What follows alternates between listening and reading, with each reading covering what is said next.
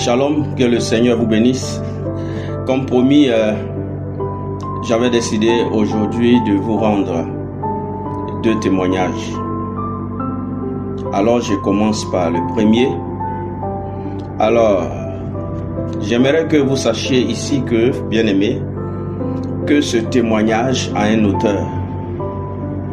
Cet auteur, c'est notre Seigneur Jésus-Christ, celui qui est mort pour notre rédemption, celui qui est mort pour notre restauration. Et c'est lui-là qui est l'auteur. Je ne suis qu'un vase vide.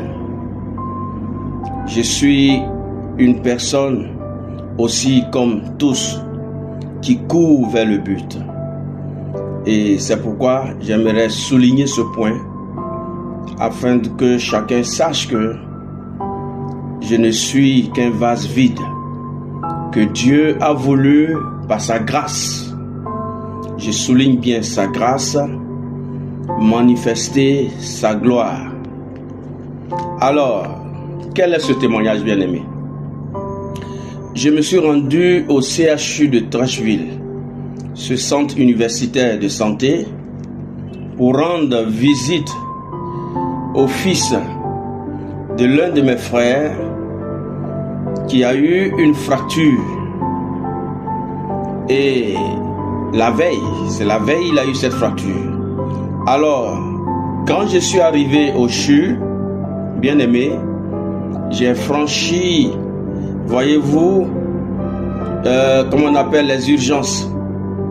Et lorsque je suis rentré dans les urgences, j'ai vu un monsieur couché sur du plastique au sol. Et ce plastique était rempli de sang. Ce plastique était rempli de sang. Alors, il aurait été dit qu'il a été écrasé par un bois de billes qu'il a lui-même abattu. Et ce bois de billes est venu l'écraser. Et voyez-vous, il y avait de grosses ouvertures au niveau du thorax. Et on voyait certains organes qui sortaient de chaque côté au niveau du thorax. Et son cas serait désespéré selon les médecins. Et voyez-vous, bien-aimés, les médecins ont eu à dire à ceux qui l'ont envoyé que la médecine ne fait pas de miracle. Qu'un monsieur de ce trempe qui a été blessé à ce niveau ne pourra jamais retrouver la vie, qu'il est condamné à mourir. Alors, les gens attendaient bien sûr sa mort pour le faire descendre à la mort.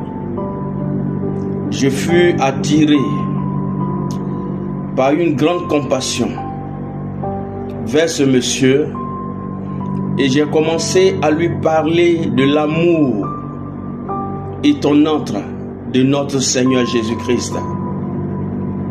Et quand j'ai commencé à lui parler, voyez, il a essayé de marmonner quelques phrases en djoula, bien sûr, me disant qu'il est musulman. Je lui ai fait savoir qu'à ce stade où il est, et qu'on lui aurait même dit qu'il allait mourir, que la religion n'avait plus sa raison d'être. Et que lorsqu'il va mourir, lorsqu'il va rentrer de l'autre côté du rideau, il rencontrerait son sauveur, son créateur, je veux dire, et celui-là va lui demander les comptes. Alors, bien-aimé, il est resté attentif.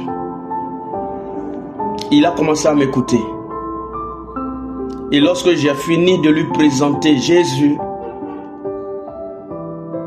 je lui ai dit que est-ce que nous pouvons prier pour l'acceptation de ce Jésus dans sa vie, parce que Jésus a pris sur lui toute la malédiction. Jésus a pris sur lui tous ses péchés. Alors, il a haussé la tête, me disant qu'il est d'accord. Et nous avons prié ensemble. Nous avons prié la prière du pécheur. Seigneur, je viens à toi, je te donne ma vie à partir de cet instant. Seigneur, je me confie entièrement en toi. Pardonne tous mes péchés et reçois-moi dans ta gloire au nom de Jésus. Amen. Donc nous avons fait cette prière ensemble. Et après cela, je lui ai posé la question. J'ai dit, est-ce que tu crois que Dieu, que Jésus peut te guérir? Il m'a dit comme ça, Anjula. Il dit, je suis déjà gâté. Bien-aimé, effectivement, de ses orteils jusqu'à sa poitrine, il était écrasé à 100%. Tout était brisé sur lui. Des ouvertures de chaque côté. Des boyaux qu'on voyait de chaque côté. Et je lui ai dit, monsieur, moi-même qui te parle, je ne sais comment Dieu pourra te guérir. Mais je sais une chose, il existe un Dieu vivant.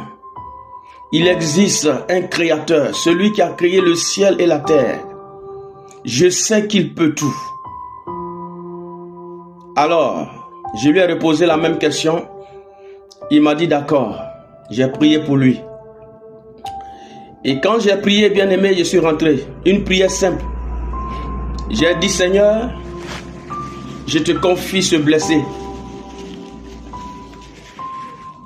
Père, je demande que tu le guérisses au nom de Jésus.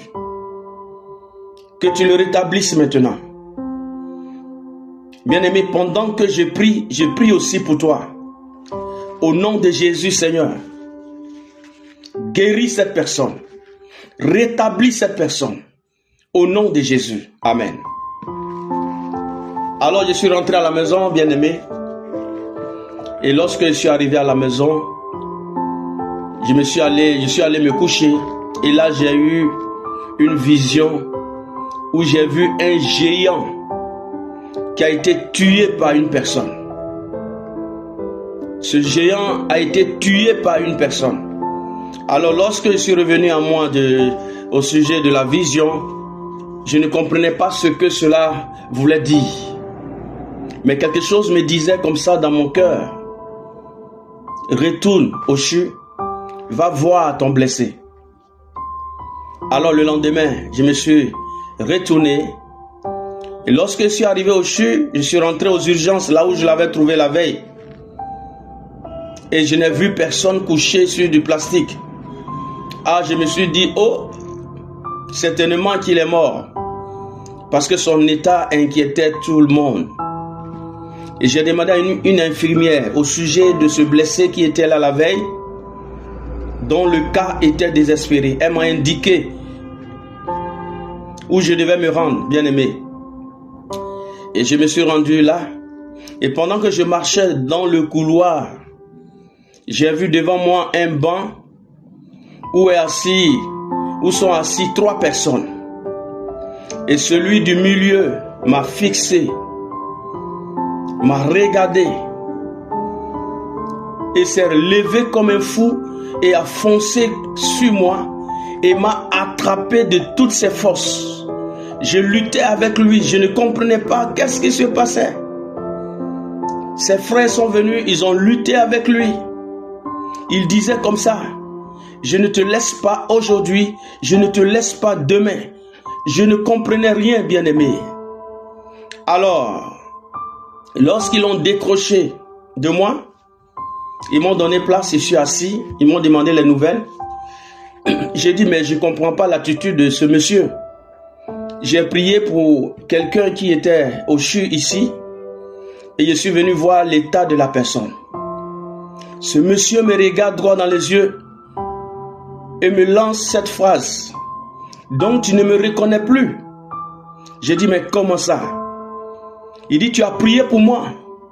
Il s'agit de moi. Tu as prié pour moi hier.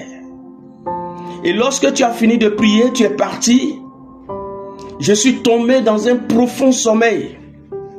Et dans ce profond sommeil, il y a eu des blancs qui sont descendus du ciel. Des blancs plus blancs que nos blancs que nous connaissons.